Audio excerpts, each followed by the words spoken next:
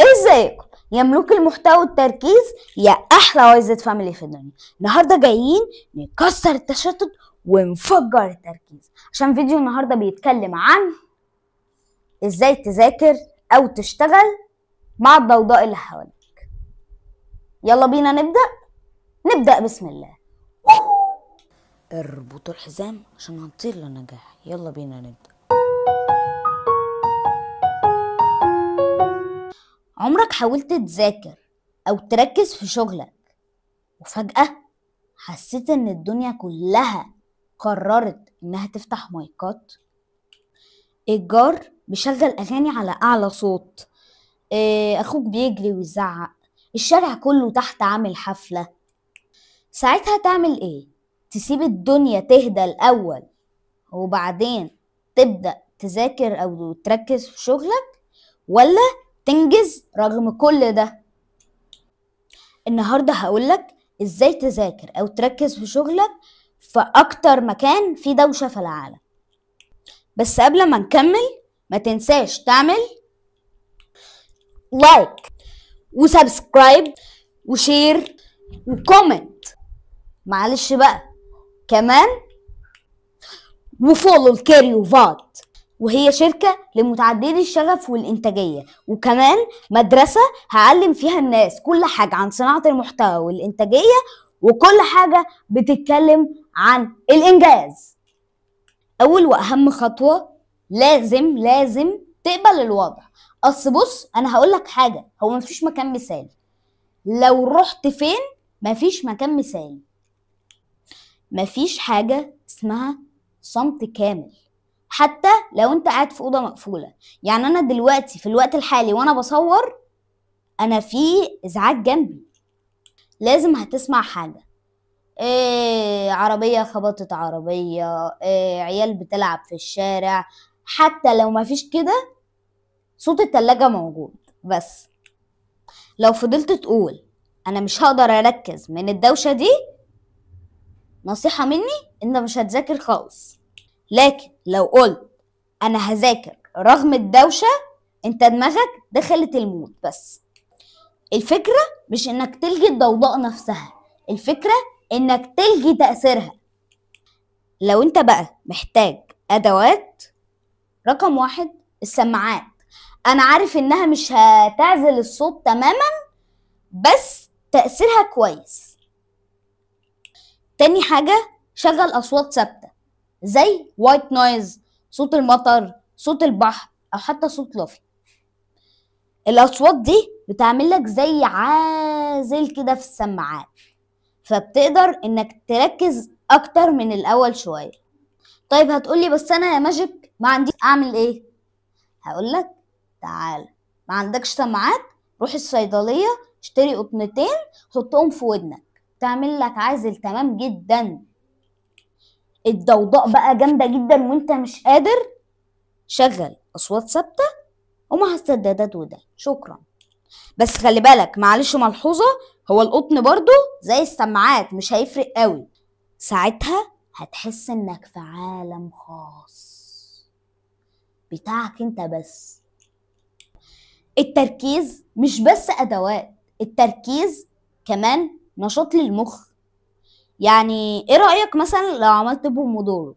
البومودورو مثلا عملته 30 دقيقة، 25 دقيقة مذاكرة و5 دقايق راحة. حلو جدا.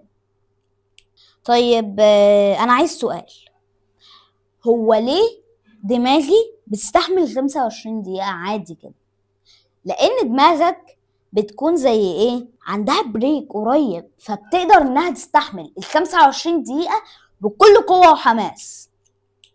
كمان ما تقاومش الضوضاء لما تسمع صوت عالي.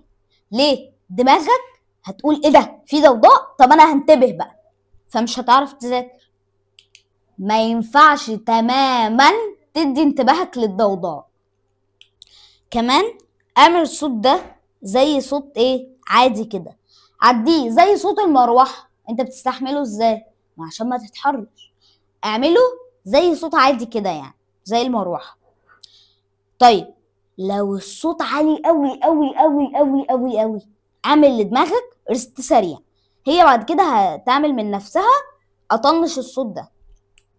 خد نفس عميق، ركز في شهيقك وزفيرك 10 ثواني، وهتلاقي نفسك رجعت للتركيز من غير ما تحس اصلا. بص للموضوع بطريقة مختلفة، اعتبر الضوضاء تدريب مجاني. اثبت لنفسك انك تقدر تعمل اي حاجة رغم الدوشة. اعملها تشالنج، وفي الاخر هتحس ان هو عدو قدامك وانت هتكسبه، بس اعتبره عدو واعملها تشالنج. اللي يقدر يركز وسط الضوضاء يقدر يركز في اي مكان، سواء في كافيه، في مطعم، في اي حتة، او حتى في الشغل. هتقدر انك تركز وسط الضوضاء لان خلاص انت اتعودت.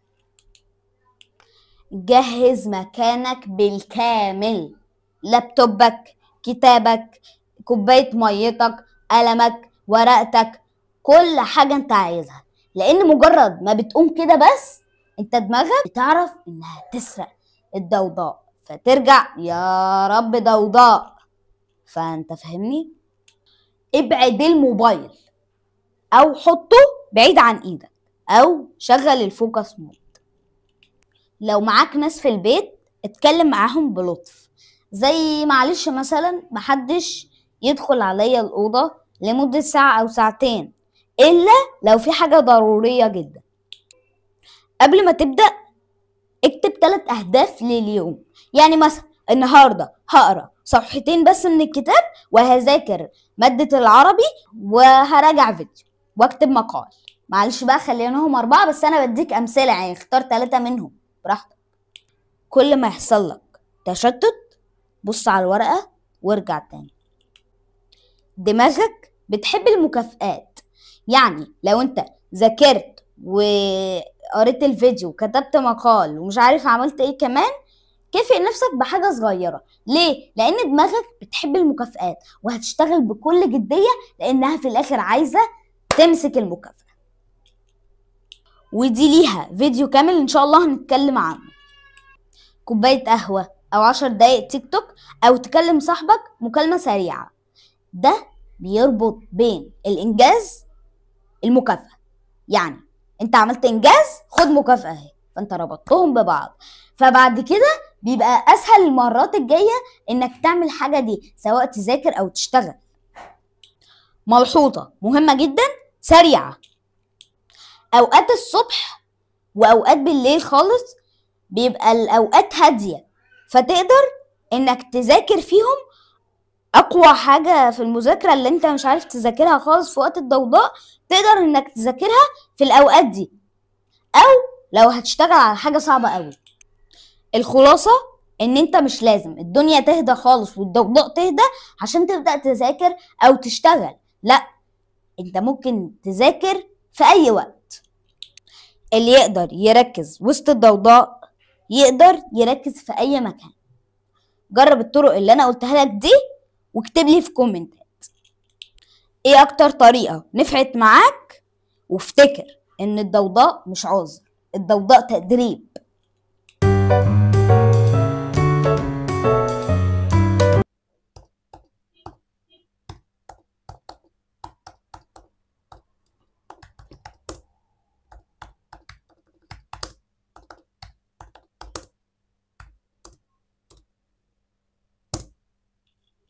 يا عم انت حبيبي حبيبي حبيبي حبيبي، تعالى بقى نقعد نلعب مع بعض. انا عارفك دبدوب بس ايه، انا هشارك معاك حياتي اليومية، هاخدك معايا في كل حتة بس ما تتكلمش في الدرس. هاخدك في الشنطة بس ما تتكلمش. لا لا لا لا لا لا لا لا لا لا لا لا، انا بحبك انا بحبك. انت عينك صغيرة كده ليه؟ ماشي ماشي. هو انت فيها صلاح؟ هو انا معرفش اذاكر شويه؟ وطي صوتك.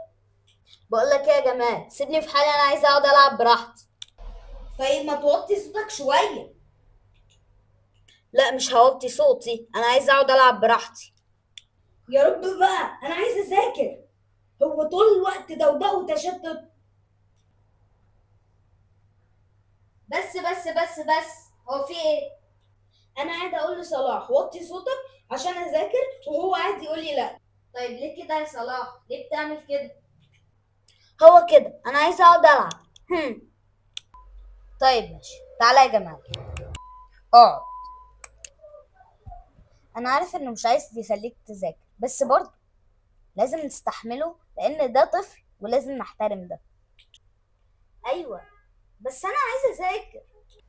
طيب يا عم ادخل خد قطن من جوه، وادخل اوضتي واقفل الباب عليك واقعد ذاكر. اوكي. بس كده، وده كان الفيديو بتاعنا النهارده. متنساش تعمل لايك وسبسكرايب وشير وكومنت وكل حاجه عشان يوصلك كل جديد، وفي النهايه متنساش تحافظ على عقلك. سلام.